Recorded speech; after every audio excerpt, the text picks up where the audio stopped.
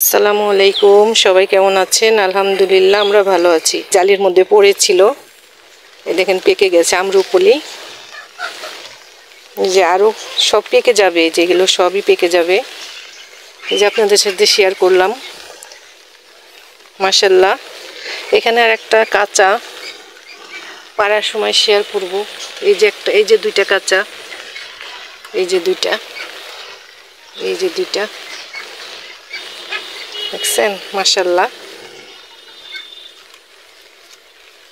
এই যে মালটা হয়েছে, আপনাদের সাথে এটাও পাড়ার সময় শেয়ার করব। চলেন, এই যে আমার হাতে আমার নিজের গাছের আম লাগানো, কেটে দেখাই। আর এই যে বাজার থেকে এগুলো নিয়ে এসেছিল তানিশার বাবা, কিন্তু গাছের আমটাই আমার কাছে বেশি ভালো লাগে। চলেন আমটা কেটে নিই। আমটা কাটা আমি শেয়ার করি সবার সাথে। এই যে কেটে নিচ্ছি আমটা। আমের কালারটা মাশাআল্লাহ অনেক সুন্দর হয়েছে, লাল।